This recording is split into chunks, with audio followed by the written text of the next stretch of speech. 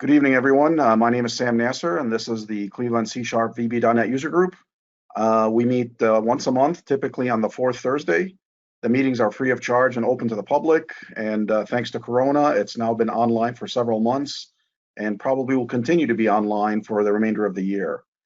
We cover any and all topics related to .NET, and you can find meetup information on the meetup.com website with the link listed below on the slide. I'd like to give a big thank you to our sponsors. Tech Systems has always been a sponsor that has stood by us and provided the space. Granted, we're not using it right now, but they've always supported the group, so much thanks to them. Also, thanks to Inito, PostSharp, and NIS Technologies. Tonight's presenter is Robert Boedigheimer. He has been a Microsoft MVP, still is a Microsoft MVP, has been a developer for the last 23 years, and continues to progress in application development. He's a Pluralsight author, third degree black belt in Tae Kwon Do, an international speaker, and comes to us from Minnesota. So without further ado, I will turn it over to Rob. And Rob, you should be presenter at this point.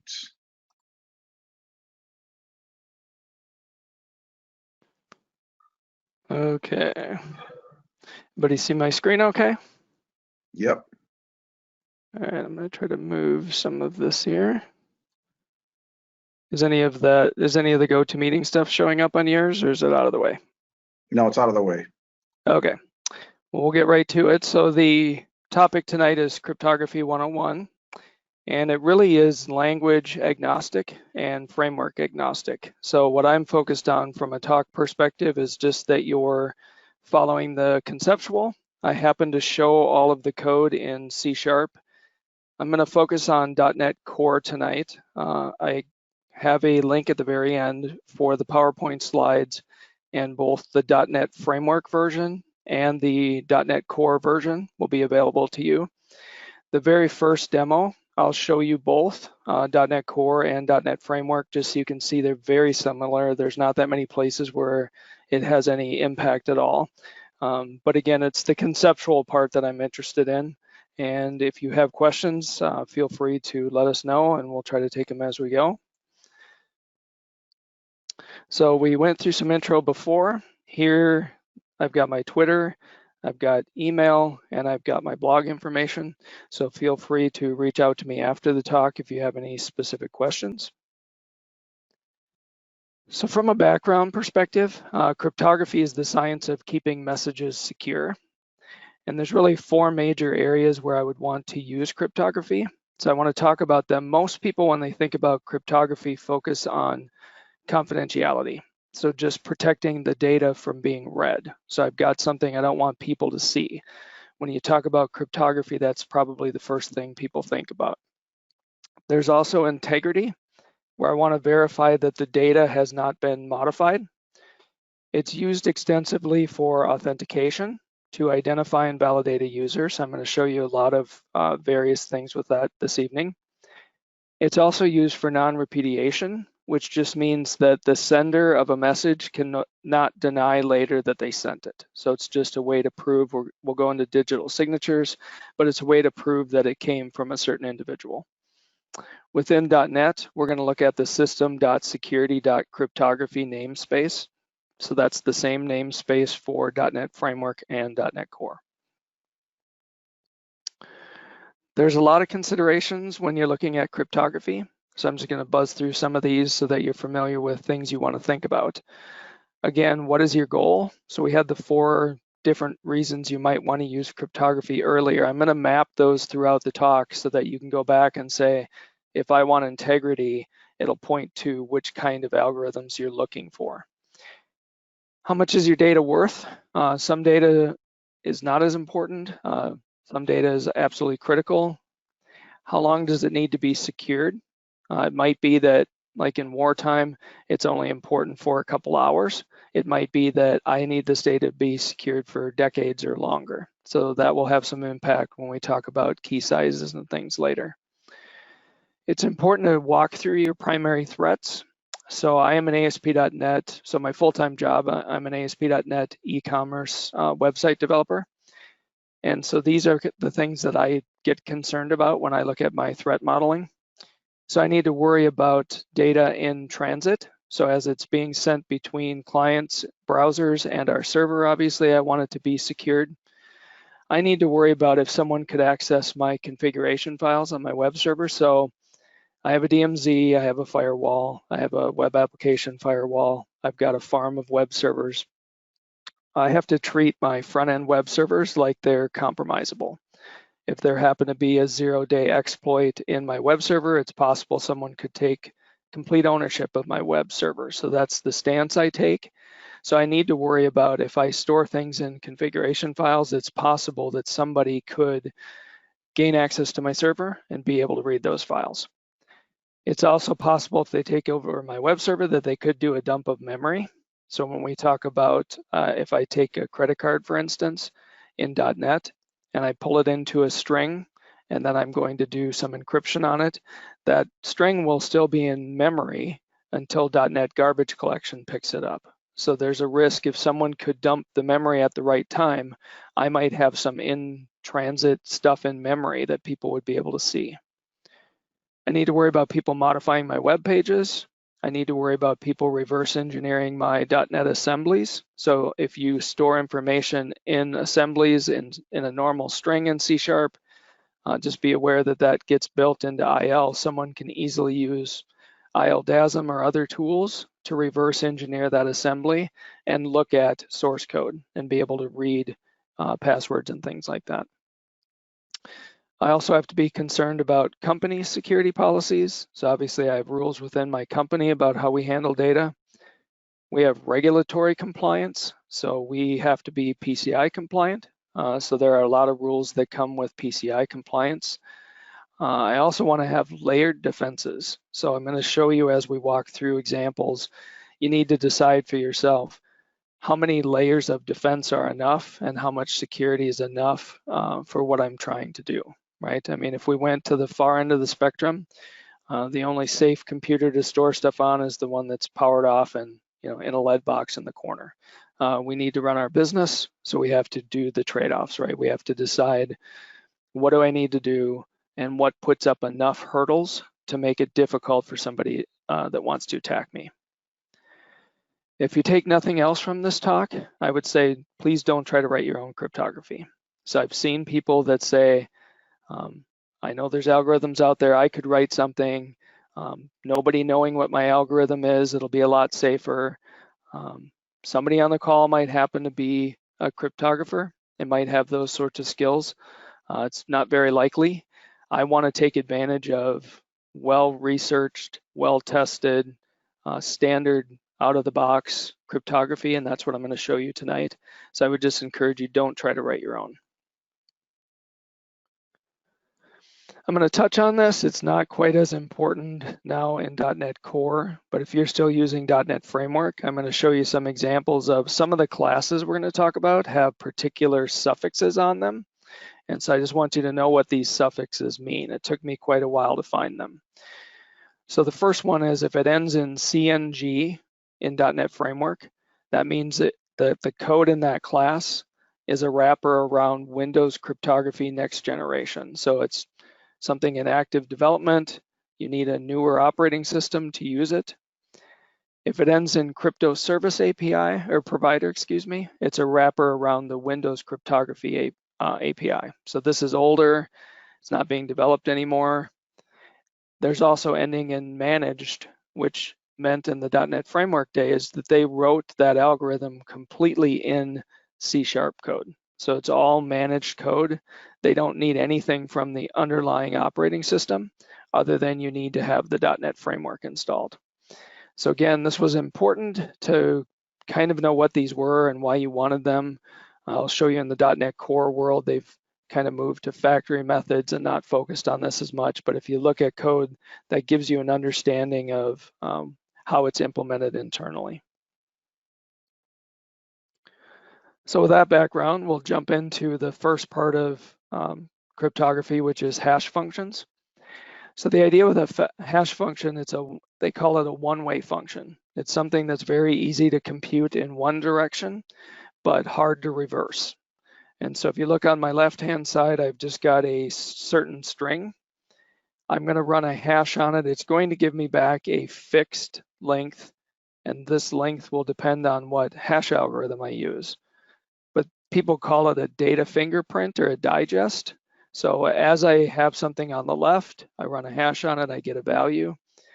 If I were to change a single character on the left-hand side, this hash would be very different.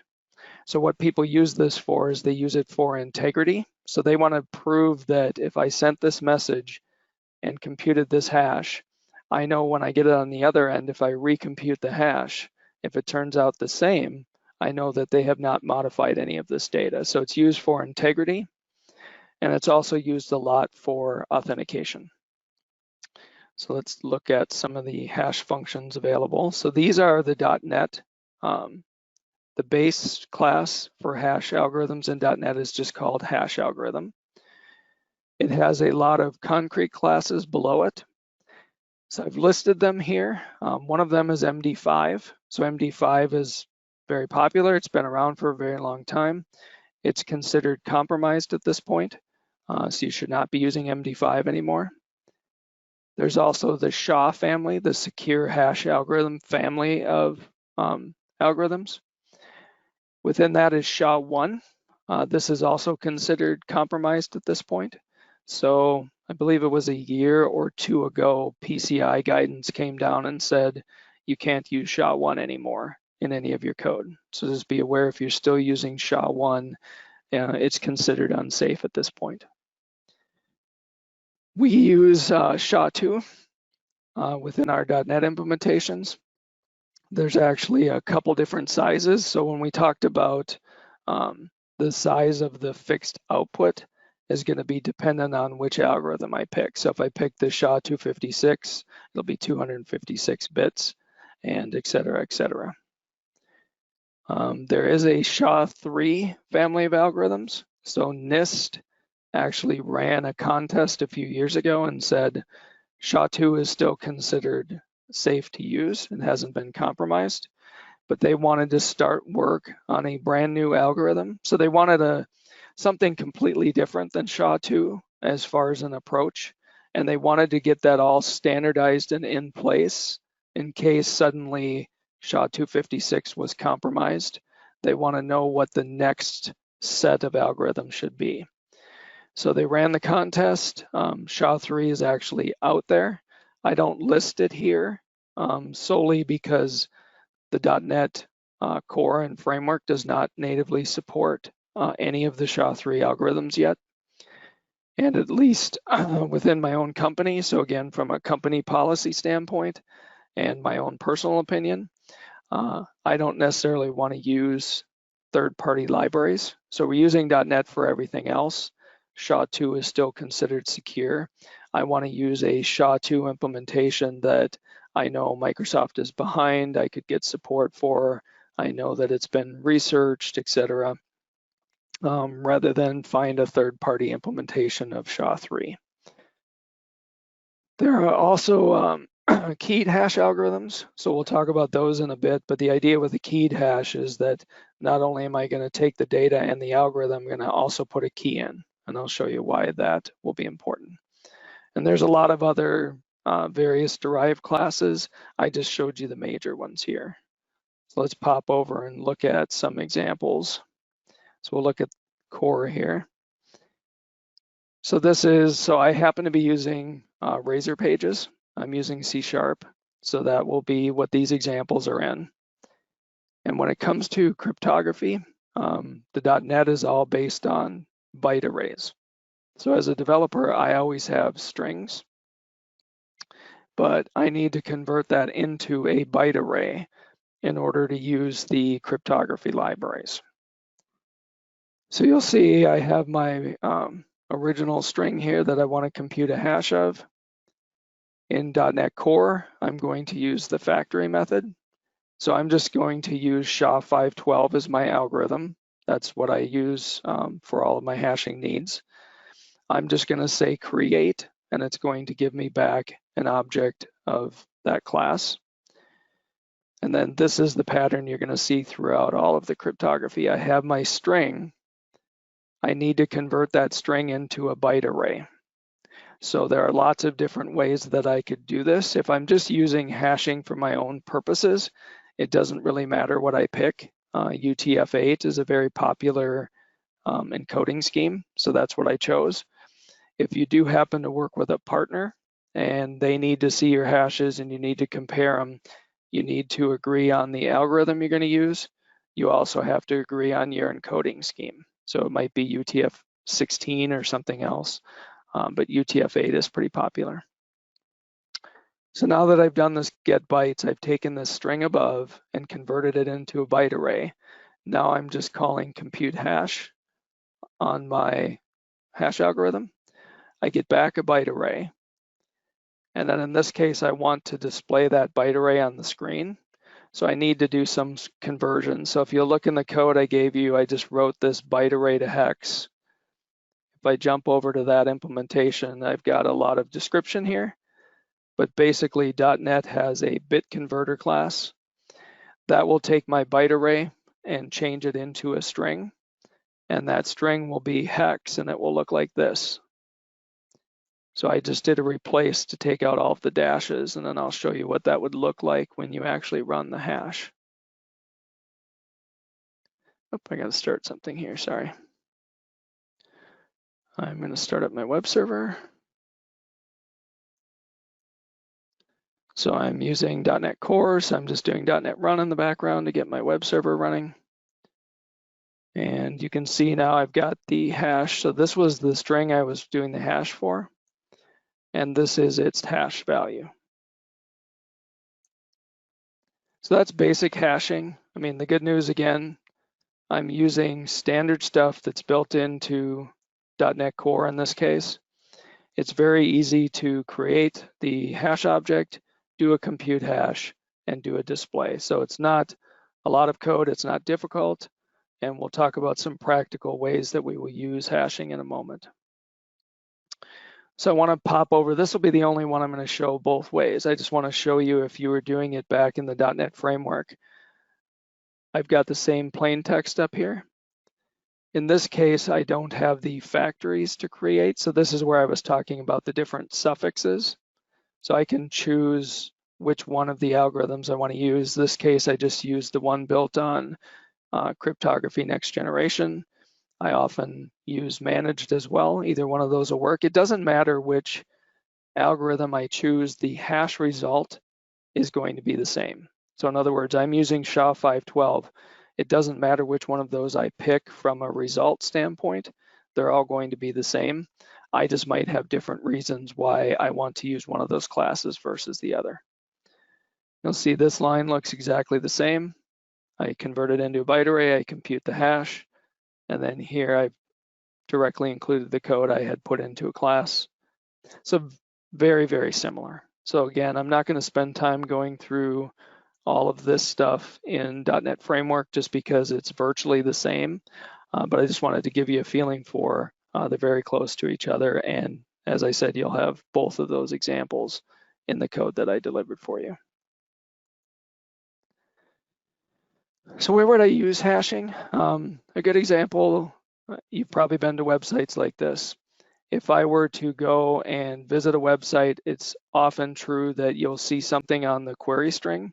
So if I show you an example of the query string, if you're not familiar. If I click through here, you'll see I've got some parameters here on the URL. I've been to websites that have customer number equals, 1, 2, 3, 4, 5. That's a bit of a problem, right? Because if I'm paying attention to that, and I know most use databases with sequential IDs, I could easily go up and change that customer number, hit enter, and see data for another customer. That's a problem. So what I want to do with hashing is I can use what I call tamper-proof query strings. And what I'm trying to do is I'm trying to protect the integrity of that query string. So I'm going to use a hash-based message authentication code. I'm going to compute the hash of the query string when I first construct it, and I'm going to pass that hash along on the URL. That way, when you come back to the server, I can take the query string back, rehash it, and compare it and make sure that you have not modified anything on the client. So again, if I came in here, let's say for some reason I wanted to use A equals 2, like that's a different customer number. If I tried to do that with this solution, you'll see it's going to blow up and it's going to tell me my query string hash values don't match. I'll give you a couple warnings. Obviously, I don't do this in production, right? I don't let you see exceptions in production. I'm just doing that because I'm giving you demo code. I want you to see it.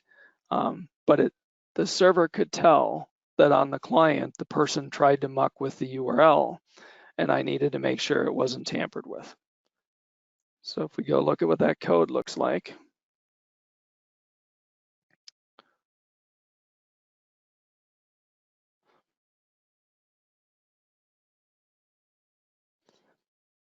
So I just abstracted all of the compute hash into a file so we could keep reusing it.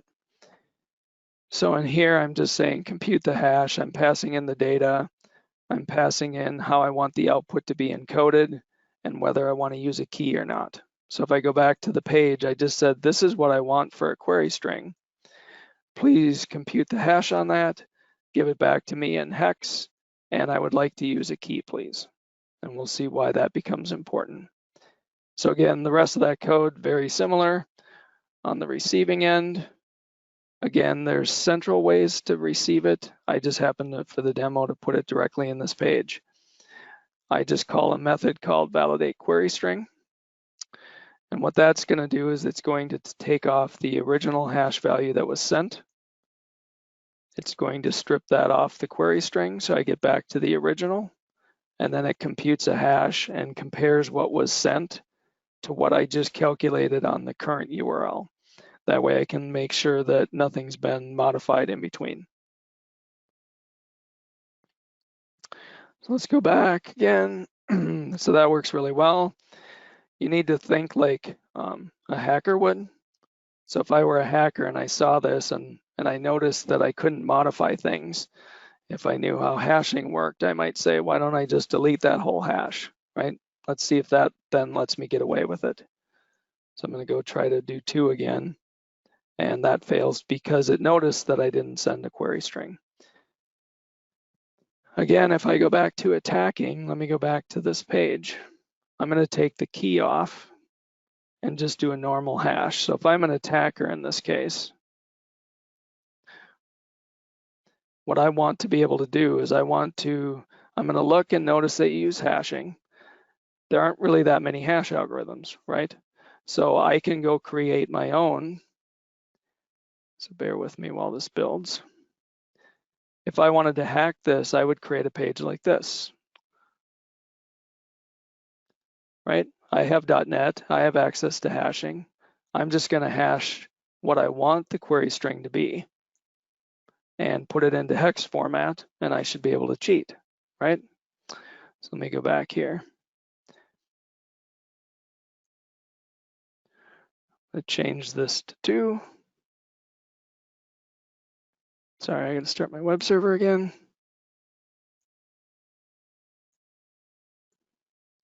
So I want to use 2 here. And it says that doesn't match. I'm going to go pull up my hacking page. This is what I need for the hash in order to use 2. So I'm just going to copy that. I'm going to add that to the end.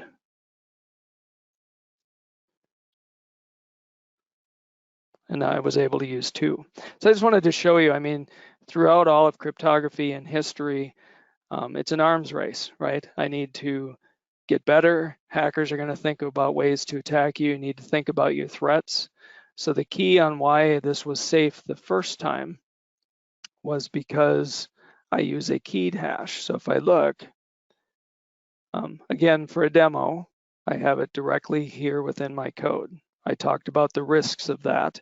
We'll talk about key storage later. but for the demo, I wanted to be able to give it to you. So what this does is it says, now the attacker doesn't just have to compute a hash, they have to actually get on my server and take the key that I was using to get the hash as well. So talking about layered defenses, right? Now they don't just have to know how to do hashing, they don't have to figure out what encoding I used. Now they have to actually be capable enough to break into my web server and gain access to this key. So again, it's just making it more difficult for them to attack me. Okay. So that's a good practical use of hashing as a foundational thing in cryptography. Where's a useful place that I could use that to add some security into my website? Again, just making sure that I do it correctly. Another place that uses hashing a lot is passwords. And so if you think, I've talked to a lot of people about storing user IDs and passwords. Obviously, there's a lot of services today that let you store credentials so you don't have to manage this yourself. I just want to walk you through if you chose to do it and also show you the arms race that happened around passwords. So if you think about it, if I had a password to store, I could use encryption, which we'll talk about going forward here. But the nice thing is instead, if I hashed your password and I stored that hash in my database, there's no way to reverse it, right? I mean, hash functions are a one-way function. If they're good hash functions, you won't be able to take a hash value and get back to the original. So when they were first doing Unix, was one of the first places they used it. They said, this is a great idea. We will take your password, you type it, we'll compute the hash of your password, and we'll store it in what was called the etc password file back then in Unix. So they did that. They were so confident that you couldn't reverse that hash that they decided to make the password file be readable. So anybody with the lowest access in Unix could go read the password file if they wanted to. And the reason they said that is they said, well, I'm not concerned because people can't reverse hashes. This is totally safe. So let's think about what an attacker would do. If you're an attacker, again, I know that I can't take a hashed password out of that file. I'm not going to be able to successfully reverse it using hash functions and trying to go in the reverse direction. That's not going to work. So what people decided to do is they said, let's do a dictionary attack. So they took every word in the dictionary, computed the hash of it, and then all they had to do was compare their hash values of the dictionary word against the password file. So let's look at what that code would look like.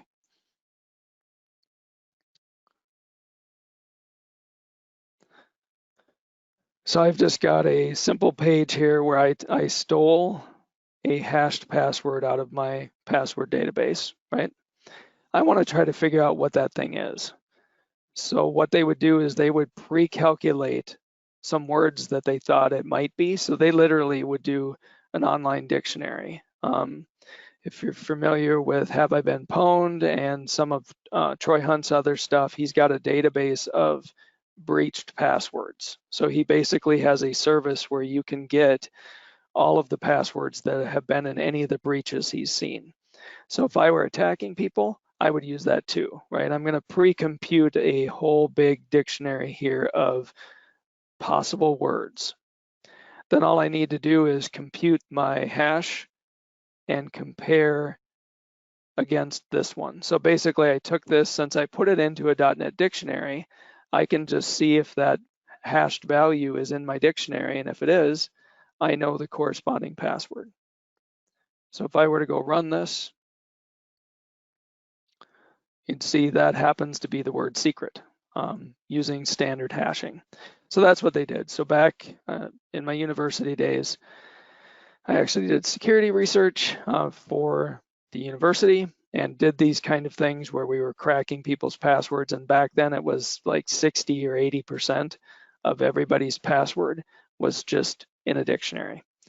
So you know today most sites don't let you just use dictionary words. But the nice thing about today, if you're an attacker, is people have so much social media.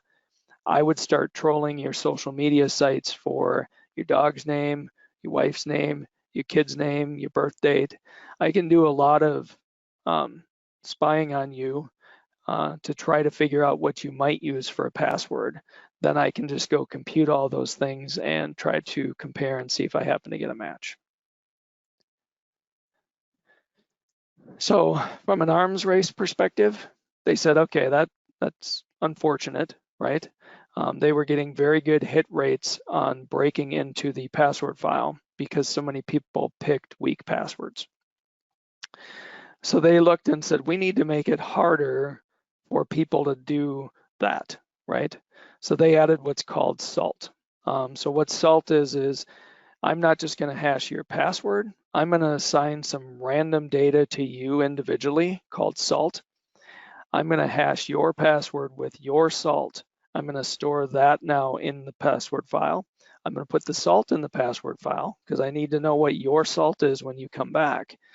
And what this did is it made it, if I were an attacker now, I just can't pre-compute the hash of all of the dictionary words and then compare it against every password in the password file because this SALT makes it off. In other words, it's not just your password, it's also the SALT. So it made it very much more difficult to run a crack against every password in the file. However, if you think about it, it did nothing to protect an individual password. In other words, I'm an attacker. I would look at your password file in Unix and I would say, look, yeah, everybody's got SALT. I don't want to pre-compute a dictionary with everybody, but the ID in there called administrator, I'm going to go after that one. So I would take the SALT out of the password file, compute the dictionary words using that SALT, because if I get the admin password and get into that account, I've got everything else. So it's true that salting was helpful, and I'll show you kind of how the code looks slightly different with salting. So I have my data again. We'll pretend that's my password. I need to get some random SALT for you. So the first time you come as a user, I would generate some random SALT and store that in the password file. So next time you came, I would use the same thing. I'm going to diverge just for a second to talk about this down here. When I go to generate that SALT, I want random data. So if you've been doing stuff on computers for a while, you know computers are deterministic devices. It's not easy to get random data from a computer. And so if you're using the standard like math.random sort of functions, those are very weak. It's very easy to figure out the pattern and figure out your quote unquote random data. If you're going to make random data, you need to make sure that you're using what's called a cryptographically strong random number generator. So in .NET, that's what this is. Again, it's a computer. It's not perfect, but this is much stronger randomness than you'll get from other functions. If you're familiar in the real world, I don't know if you've heard this, if you're familiar with Cloudflare, they're a huge CDN and cloud provider. A lot of the internet traffic goes over them. I use their 1.1.1.1 for DNS for safety, etc. They actually get some of the randomness they need. They have a wall of lava lamps, like it's somewhere in California. And this wall of lava lamps, they watch the flow of the lava in all of these lamps and use that as input into their random number generation, just because it's something outside of a computer that's changing all of the time. I don't have a wall of lava lamps, so I need to use this. Just make sure that you're using a cryptographically strong one. And again, this is how you would do that in .NET. I'm going to compute a hash again. The difference is when we look at that function again, I'm passing in some extra data. Data 2 would be my SALT in this case. So now when I compute a hash, I'm doing it with the original data and the SALT, okay? So we said that's great. It protected mass attacks against my password file, but it didn't make it hard for an individual one. So what I can do to do that, if I go back to this example, the third thing I'm doing is I said, well, I'm also going to make it hard, similar to a key. I'm going to generate some random data, store it on the server, and use that as well. So again, layering.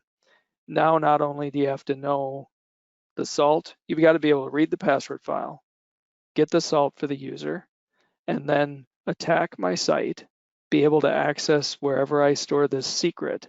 So I've made the hurdle one harder again. So modern password systems in this arms race started to do all of these things and then some. So again, it's just setting up layers to make it harder for somebody to attack you.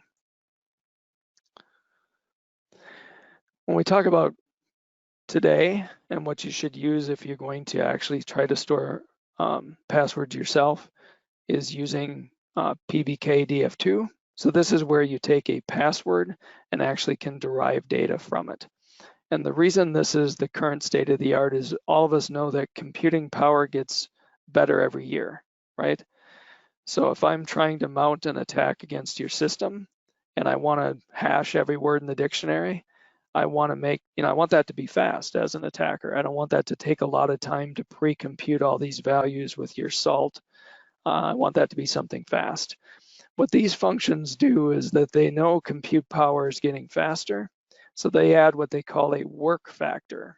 And what that work factor does is it intentionally makes the hashing slow, so it's hard for an attacker to be able to pre-compute a bunch of possible values. The bad news is if I use this like in my login form on my e-commerce site, I don't want it to take 15 seconds to compute a hash because that means every one of my customers is waiting 15 seconds to log in. So I have to come up with an acceptable value where I'm not slowing my customers too much, but I'm also not making it easy for an attacker to pre-compute stuff. So let's look at what this would look like. Again, I'm a Led Zeppelin fan, so that's my super secret password. I've got some salt here.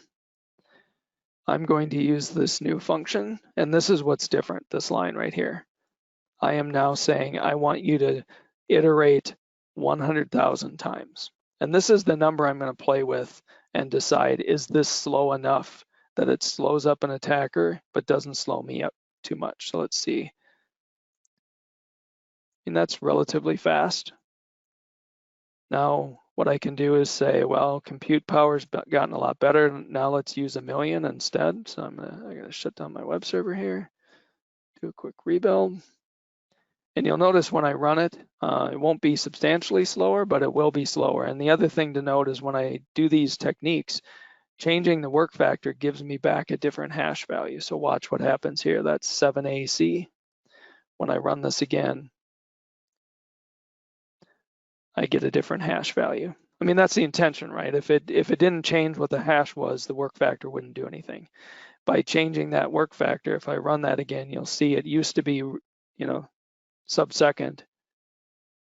So now I have to trade off, is that an acceptable amount of time to add to my login to give me more security that if a hacker's trying to pre-compute a bunch of values to attack me with, every time they try to compute a word in the dictionary, it's going to take them 3 seconds. So that's going to take quite a while to build up the words. And obviously using strong password policies also makes that difficult. So that's where we are with hashing and passwords. So we'll move on to some of the encryption and decryption. So this is standard cryptography terminology. So I just wanted to use the same thing everyone else does. The plain text is my original data. Encryption is the process of obscuring that data. Ciphertext is the encrypted data. So now once I do the encryption, I have ciphertext. Decryption is what will recover my original plain text. And then Cipher is the algorithm I'm using to do the encryption and decryption. This is what most people think about when you talk about cryptography. They think about encryption using the kinds of things we're going to go through now. And I want to use this for confidentiality. So I've got some data that I don't want someone to be able to see. That's when I want to use encryption. So I've got a diagram here that walks through the first class of algorithms are called symmetric. And this is also what most people think about when they think about cryptography. And in this case, the encryption and the decryption use the same secret. So we'll look, I have my plain text. I'm going to encrypt it using the secret key. I get ciphertext. I then will decrypt it on the other side using the same key. That's why it's called symmetric, is I'm using the same key for encryption and decryption. And then I'm back to my original plain text. The way people attack symmetric algorithms, obviously they'll try to find the key. That would be awesome. If they can't find the key, they're going to do what's called a brute force key search. So they're going to basically say, worst case, if these algorithms are written well, they won't be able to find a flaw in the encryption process. So the only way they can break it is basically they need to figure out the key. So they'll just start and try every possible key value. So that's how this would get attacked. And so we'll talk about why sizes make a difference for keys later. But the problem with symmetric is the key distribution is difficult, right? If I have a secret key, and if I picked one of you out of the participant list and said, I've got a secret, I want to send you, here's an Amazon gift card after the talk.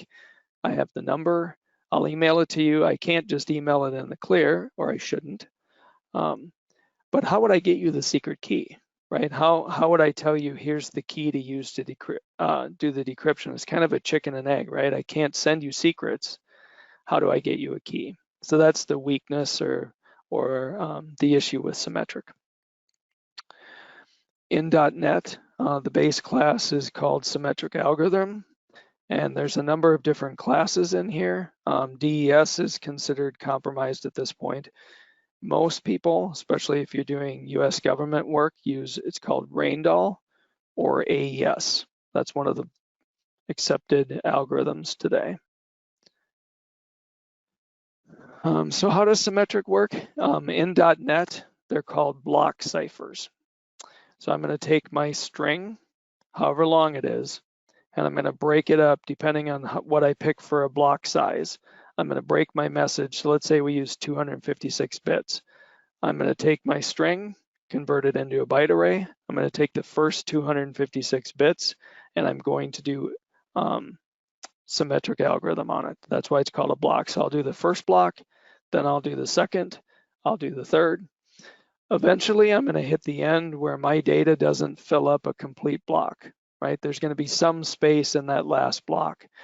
So I need to choose how I'm going to pad that last block. So I'm going to just tell you the right answers here from a security standpoint, and then I'm going to show you why you don't want to use the others. So if I use this padding, it basically pads the end of the block with random data.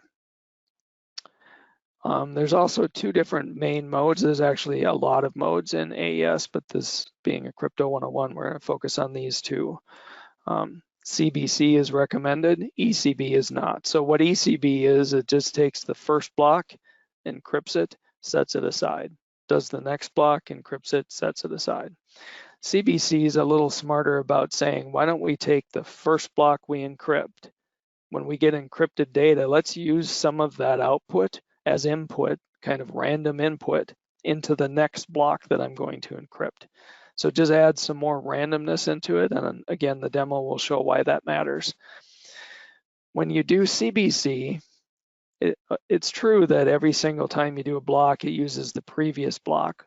Well, what does it use for random data for the very first block? It uses what's called an initialization vector. So what that is, it's just some random data that was created, and it's used to seed the first block's encryption. Okay, when I first saw the next two statements, I thought it seemed really odd. The initialization vector does not need to be kept secret. It's just the way the algorithms work. What's important about the vector is not that it's kept secret, it's important that you never reuse it. It's supposed to be random. If you know, I'll show you some coding cryptography books at the end that go through history. Part of how the Enigma got broken in World War II is they didn't have as much randomness in some of their messages and headers and techniques. You want to never reuse the same initialization vector, or you're going to get the same result. And if people start seeing the same result all of the time, that helps them crack your algorithm or figure out your keys. So again, it's just important to never reuse it. So let's go look at what this code would look like.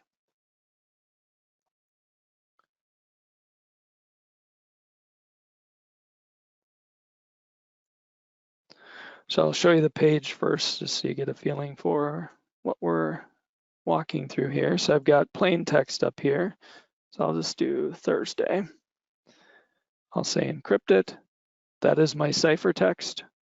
It created some random initialization vector for the first block.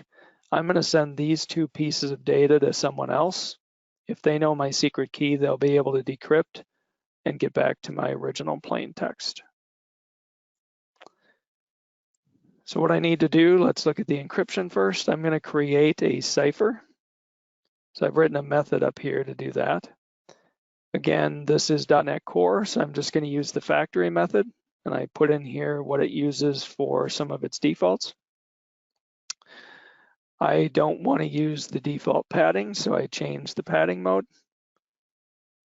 I need to have a key. So we talked about a secret key. Again, don't store your secret key right here in your code. Doing that for you for a demo. We'll talk about that key storage later. But what I'm going to do here is I created a key ahead of time, and I'm going to assign that to the key for the cipher. Once I create that cipher, it has created a random initialization vector for me, which is great. It's going to do that every time. I'm just showing it in that text box on the screen.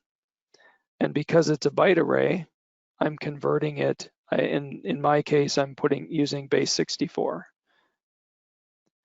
Then I take the cipher, I create the encryptor. Again, I need to change my string into a byte array for the plain text. And then this is the line that does the actual encryption. And then I'm going to base 64 it so that it's a string I can display. You can tell when stuff is base 64 because it ends in these equals. But that way it's back in a string that I can pass to someone or show on the screen. So again, if we step back, what you should take away is I'm using well-tested, well-known. AES is a very solid algorithm. It's been researched. It's used across tons of frameworks and systems. And it wasn't hard for me to write this, right? This is not a lot of code. I'll write this into a common function inside my company in a library that just says, here's my plain text, here's my key, get back encrypted data. So it's pretty straightforward to use. I'm not going to spend a lot of time on the decryption. We're just creating the cipher again and then just kind of reversing the steps that we did. But again, very powerful encryption for not a lot of work. So now what I want to show you, if you watch, every time I do this encryption, you'll notice the ciphertext is changing, right? Even though it's the same input every time, the ciphertext is different. So if I'm sending this to somebody on the wire, you're not going to keep noticing a pattern, even though I'm sending the same thing. And that's because I'm using the right modes. If I were to go back in here and use the wrong modes, which I often ask, why do they provide these modes? But I assume they do it for backwards compatibility if you had to use them for a partner or something. So I'm just going to show you why this matters. I'm going to rebuild that. So I switched the padding to zeros and changed the mode to ECB. I'm going to start my web server again. And now if I go back, I'll just do what you'll notice is I'm encrypting the same thing every time, and I'm always getting the same result. That's bad, right? Let's say I'm communicating with a partner, or it's wartime and I'm saying attack or don't attack, right? It won't take somebody intercepting this too long to see, oh, I don't know that it says attack, but I see that value every time and then we get bombed the next day, right? I can figure things out by looking at it. If I change and I'm using the right mode, they'll never see the same thing one time versus another. So that's why using the right kind of padding and mode makes such a difference for this. Okay, so that is symmetric algorithms. Now we'll talk about asymmetric algorithms. So the idea with these, people have seen these as well. It uses two complementary keys, a public and a private key. The good news is when you do this, so when I generate my own public and private key pair, I'll keep the private to myself, obviously. I'll put the public maybe at the bottom of my email signature. I can put it on Twitter, wherever I want, right? Wherever my profile is, I could put my public key. The reason is having a public key, mathematically, you can't figure out my private key. That's just how it works. I want you to have my public key. Now the key distribution problem goes away, right? Sort of. If you trust where you got my public key, I don't need to worry about transmitting to you. So again, if I picked a participant out of the list and I went to their Twitter and they had their public key there, and I believe they obviously haven't been hacked and somebody changed that public key, I can then just take that public key. Now I can encrypt and send them things. I'm not in that chicken and egg problem with Symmetric. So that's great, right? Why wouldn't you do this? Well, the problem is it's about 1,000 times slower to use encryption with asymmetric than symmetric. So we'll talk about how this actually works. Usually what people do, they use an asymmetric algorithm to create a symmetric key. They do the real encryption of their conversation using the symmetric key. They just took care of the key distribution problem by using asymmetric. So let's look at the chart here. I've got my plain text. I'm sending it to a certain person, so I'm going to use their public key to do the encryption. Now I have ciphertext. The only person who can decrypt that is the person who has the private key that corresponds to that public key. They'll be able to decrypt and get back to here. Okay, so that's asymmetric or public-private key encryption. There's quite a few different classes in .NET. I'm going to focus, the most popular is RSA. So I'm going to show you examples of how this works in RSA.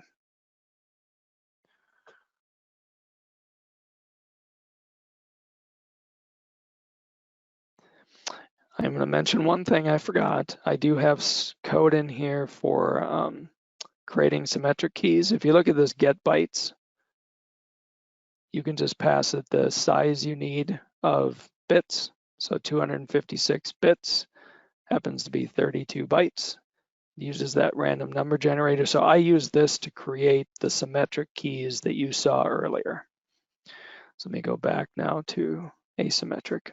Just going to close a couple of these here.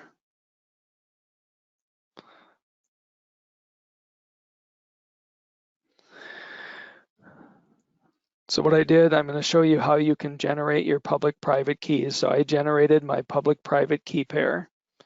In this case, again, you wouldn't do this in production, but I've got it stored as a string here in my code. When I want to do encryption, I'm going to create a cipher again. If we go up there, all that thing does is it calls the RSA create. It wants to get the keys. So this is one of the things in .NET Core. .NET Framework used to have classes to read RSA keys. They don't in Core, or at least they didn't a month ago when I looked again. So I found an implementation that takes this key string and puts it into the right format for RSA. So I'm going to create a cipher. Again, I need to UTF-8, so I need to get my plain text into a byte array. And then I actually like how they word their functions better. It's just called encrypt. So now I just encrypt the data. I use some padding again. And then I base 64 encode to show it on the screen. So again, a lot of stuff is happening for you with not a lot of code to be able to pull that off. So that's the encryption. And then down here, I have the corresponding decryption. So that is asymmetric. So where would I use this? So again, I'm an e-commerce developer, right? If I were to take credit cards on a website, I'm going to start thinking about, well, how could I secure those credit card numbers? I don't want to use hashing, right? I don't want to hash your credit card number because at some point, I need to know what your credit card number is. I need to be able to reverse it, and I can't reverse a hash, so hashing is out. I want to encrypt it. However, if I were to use a symmetric algorithm to encrypt your credit card, now I have a problem. where am I going to safely store that symmetric key on what I told you at the beginning of the talk is a compromisable web server, right? I feel someone could gain access to my complete web server, and if they did, they would be able to read my secret key and all is lost. So instead, what's pretty typical these days, you create a public-private key pair, put the public key on your web server, right? If somebody sees that, no harm done. They can't use that for anything. I am then going to store the private key inside my system, behind the firewall, limited access. So now if I show you how I would use that as a practical example, I'm going to pull up the website. I'm going to type in test, hit encrypt. There is my ciphertext. I could store that in a database. I could transmit it to you. It doesn't matter. The internal system, whether it's in my company or somewhere else that has the private key, can do the decryption and everybody's happy. So again, this is a good use of asymmetric because I only have a public key on my front-end web servers and I don't need to worry about it being compromised. The caveat for this is it's only meant for a small amount of data. Not only did I mention asymmetric is slow, it also is limited on how much data you can use with it. But in this case, it makes sense for credit cards because it's not a lot of data. So that's easy for me to use. Okay, so now we've gotten through hashing, we've gotten through symmetric, and we've gotten through asymmetric. So now we're going to focus on digital signatures. I decided, so first of all, what it does, digital signatures provide integrity and non-repudiation. In other words, I want to send you a message and you as the receiver want to know that I was the one who sent it and that it hasn't been tampered with, right? If I were to do contracts and stuff over the internet, this is the kind of behavior we want, right? Just to make it more entertaining, I'll tell you this first. So all a digital signature is you're going to hash the message you want to send and you're going to sign it, encrypt, with the sender, so I'm the one sending, I'm going to use my private key and encrypt that hash. That is going to end up being my digital signature. So that does, you'll be able to use it, you'll have my public key, you'll be able to prove it could have only been encrypted by me, and you'll also be able to then take the data I sent you, compute the hash again, compare it and see if it's been tampered with, okay? As a bonus for this particular talk, it's often true that not only do I want it to have integrity and non-repudiation, often I don't want it to be read in transit. So this is not, confidentiality is not required for digital signatures, but I'm just going to show you kind of the mother of all demos here that includes all of it. So from a picture standpoint, I have the plain text data. I'm going to first encrypt it with the receiver's public key, just like what I did before, right? This is the encryption using asymmetric. Now I have ciphertext. Now I'm going to compute a hash with my ciphertext and get a hash value. I'm going to encrypt it with my private key. That's the signature, because when you get it, you'll be able to use my public key to do the decryption and prove that it had to have come from me. Then I will send to you the ciphertext and the signature. So let's go look at an example of that. So here I've got, in this example, I have a partner. I want to transmit data to them over the web just through a URL. So if I click this, you'll see up on the URL, I'm sending the secret data that's encrypted. And if I were to move over on the query string over here, there's also a signature that is the hash. And then on your side, you're able to get the secret data and you know that it came from me. So let's look through the code for how this would actually work.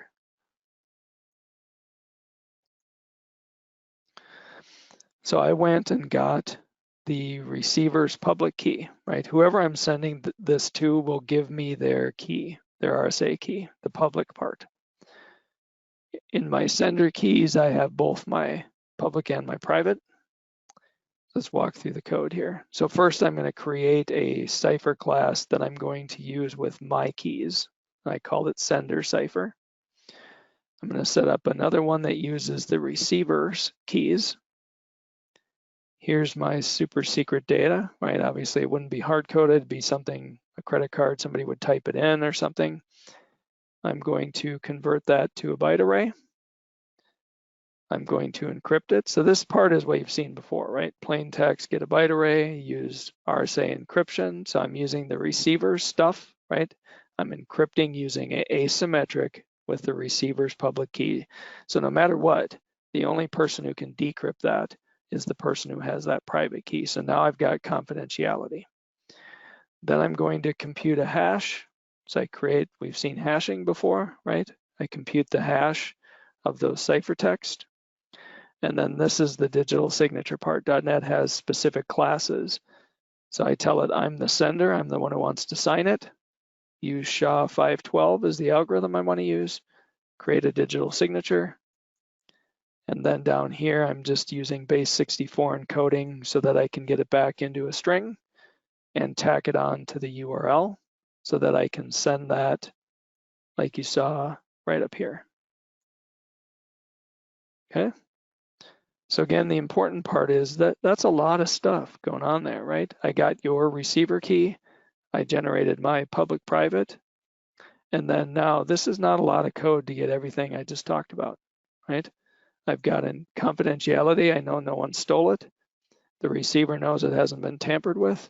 And they know that it had to have been signed by somebody who had my private key. So assuming my private key has not been compromised, I now know that everything's okay. So that's digital signatures.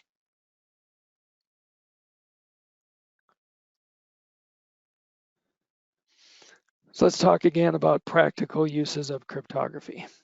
So everybody, I hope, is using HTTPS today for their websites to make sure that the information transmitted from your customer's browser to your web server is confidential. The way HTTPS works, when I create my web server and I want to use HTTPS, it's going to use asymmetric encryption. So I'm going to create a public-private key pair. I'm going to send my public key to what's called a certificate authority. So if you're familiar, there's a lot of certificate authorities. Let's Encrypt is a new free one that I use for some of my websites. I'm going to send to them and say, I own this website. Here's my public key. They will do a digital signature and sign my public key. That is my HTTPS certificate. So now I'm going to install that on my web server. A browser knows what they call well-known certificate authorities. So for instance, Chrome, actually I've thrown out Chrome. New Edge is my favorite browser. New Edge has a list of well-known certificate authorities. So it knows about Let's Encrypt. It knows about, all of these other vendors. Those are baked into the browser. So when your browser goes to connect, what it does is your browser goes to my web server. It gets my server certificate. It looks at it. It has basically the baked in certificate authorities public information, its public key. So it can verify that this was signed by Let's Encrypt. So Let's Encrypt is verifying that I owned that website. Now that I have that server certificate, I have my web server's public key. The browser is going to choose a symmetric key randomly on the fly. It's going to encrypt it with the server's public key so that the browser can basically say, let's use a symmetric key. We want to use fast symmetric encryption. It will send it safely using asymmetric to my web server. My server decrypts that and says, great, we have a symmetric key. Now we have the rest of our conversation. It's all confidential. It's fast because it's using symmetric encryption. And that's how you end up with HTTPS. So this is kind of a good practical, everybody every day is using all the things we've talked about so far to be able to get encryption in really what's an unsafe environment, right? When I first connect to my web server, that's not secured right over the wire.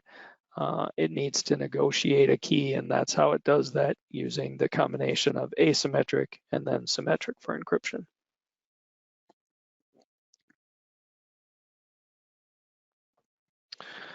So let's look at some key sizes. So I've been talking throughout the talk about how long your data needs to be secured, et cetera, et cetera.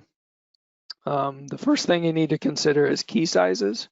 So when I choose, like I chose AES earlier, right? When I choose an algorithm for symmetric, I have choices of my key size. So I could use 128-bit or I could use 256-bit keys. When we talked about symmetric, what I said is you're going to get attacked. They're not going to break AES implementations, we hope, right? They're going to attempt to attack it by brute forcing every key. So they have to literally set up a computer or a bunch of computers and say, start with every possible key that's 128 bits and run until you get lucky. So 128-bit to 256-bit is not doubling the effort. It's exponentially harder when you have 256 bits than 128. So my recommendation to you, I've run a lot of tests with the various .NET classes. The difference in using a much, much stronger key size is very, very small, microseconds difference. I'm not going to get fired over microseconds. I'm going to get fired over people reading secured data. So I'm going to use the largest key sizes I can. When it comes to AES today, that's 256 bits. Asymmetric RSA, depending on your algorithms and your partner, traditionally it's 2048 might be the top they could use. If you can, use 4096. Don't try to compare these two. They're different kinds of algorithms. So asymmetric isn't, a ton better encryption per se. Within each type of algorithm, just choose the highest one that you can possibly get away with because it makes brute force extremely difficult. I talked about key storage. There's lots of different ways you can do this. If you stored your keys in strings like I did to give it to you for the demo, anybody could get access to my web server, take my assemblies, use ILDASM, reverse it, and all the strings will be visible, and they'll be able to figure out which ones look like passwords or keys. I can, in web config files, there's ways to use RSA encryption, so I could store it in there. I could split it in code, registry, config files. To be honest with you, I try to avoid all of this when possible. And we won't get into a lot of key storage here because it depends on where you run your stuff. As for where it will be safe, I've just avoided all of that. I talked about, I don't want to store a secret on my public web servers. That's why I use the asymmetric technique, right? I'm going to put a public key on my web server. Now, none of that key storage is an issue. Anybody who attacks my web server, the best they're going to get is my public key. So they won't be able to gain anything from that. They could modify it, right? If they were able to take over my web server, they could change it and I won't be able to decrypt it. But they're not going to gain access to a secret key that would let them decrypt a whole bunch of traffic they've seen over the last few months, if that makes sense. So in cryptography, I would say this is probably the worst topic, right? Thinking through and figuring out based on where your system is, how can I securely manage keys in a way that with my attack vectors, I'm not at risk.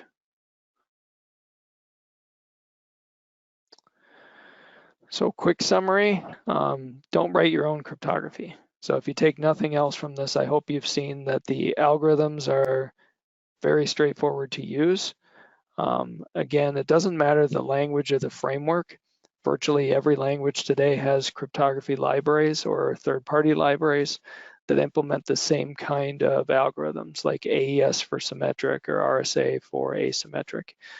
So you use trusted algorithms. Like I said, I use the ones built into .NET. I know there's been a lot of testing with those. I probably wouldn't just go to a random GitHub and pull somebody's AES implementation. It might be there. They might claim it's slightly faster. I don't care, right? I need to have some faith that it's implemented correctly and they're not saving things in places. You want to use hashing to validate integrity or to prove that you both know the same thing. So if the example of passwords, I don't want to store your password because someone could reverse it. So I'm going to use hashing. I'm also going to use hashing to make sure you haven't tampered with data. We saw that with digital signatures. Generally, I want to use symmetric algorithms just because they can be any data size and they're going to be extremely fast. I'm only going to use asymmetric when I have odd circumstances, like I need the digital signature, I need to do a key exchange. Those sorts of scenarios are where asymmetric makes sense. And again, you want to know your threats and choose the proper countermeasures. Some good resources if you're interested. So I do have a Pluralsight course called Intro to Cryptography in .NET that goes into these same techniques a little bit more detail. If you're looking for books that talk about how cryptography actually works, one of the best books ever on the topic is Applied Cryptography by Bruce Schneier. I've also found Cryptography Engineering and Understanding Cryptography are all very good. I'll be honest with you, I'm not a cryptographer. I'm not reading to understand how the bit shifting works in AES, right? I try to start reading those and it's not for me, right? I'm going to trust that cryptographers and reviewers and security people are validating and that these algorithms are solid. I do read these though because they talk about once you have AES, what padding should you use? What mode should you use? How should you do keys? Kind of the next layer up. I don't really want to personally see how AES actually functions internally. There's also two good books if you like the history of cryptography. Caesar ciphers, Cytales, all this stuff, the whole arms race since cryptography began, how they broke Enigma, how you do cryptanalysis, all that kind of stuff. These last two books are very good examples of just history and more the lore around cryptography, not the specifics about how AES is actually implemented.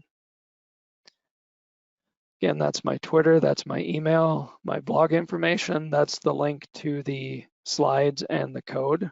So again, you have the PowerPoint, you'll have access to the implementations I've been going through in .NET Core. You'll see all the corresponding code for .NET Framework is in another zip in there. And looks like we've got some time if people have specific questions they'd like to go through.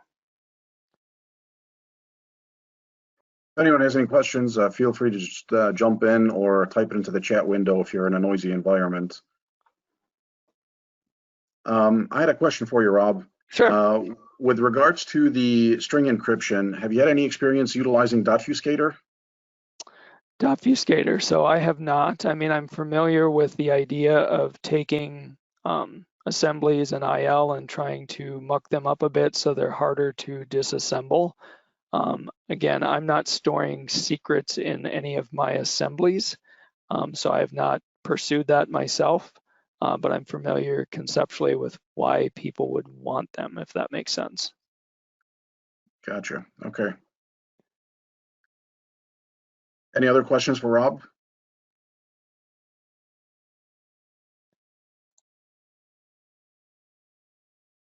All right. Well, thank you very much, Robert. That was very insightful and much appreciated that you could join us tonight. Well, you're welcome. I'm glad that you liked it. And like I said, if people have follow-up questions, feel free to reach out to me on any of those and I will help you out. Appreciate it. I just have a couple of closing announcements. As far as events that are going to be happening in the area, as well as regional/virtual, that's posted on my blog, samnasser.blogspot.com, and I will add a link to that in the meetup notes as well. Just wanted to reiterate through the upcoming meetings. Excuse me.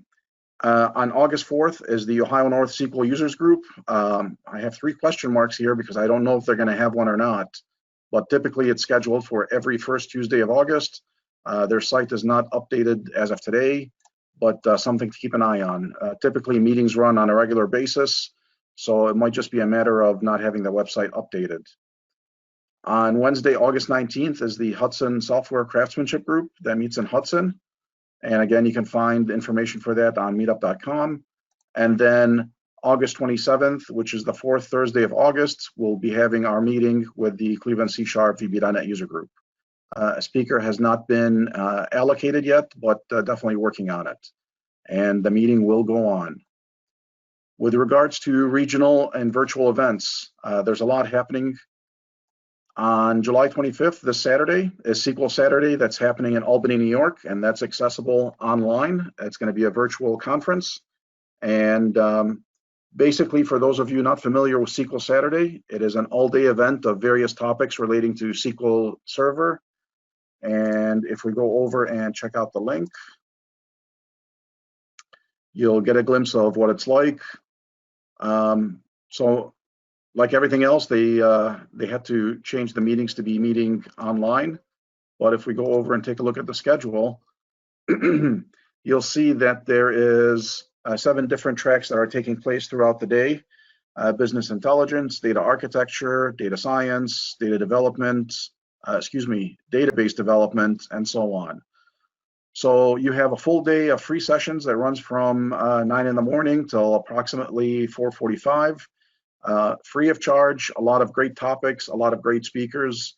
So I encourage you all to attend. For those of you interested in Python, this Saturday and Sunday, July 25th and 26th, is Pi Ohio. And that will also be taking place online, and registration is free of charge, and so is SQL Saturday as well. And then on July 30th is 1 week from today, that is going to be the .NET conference, and they're going to be focusing on microservices. And the link for that is focus.netconf.net. Pardon me.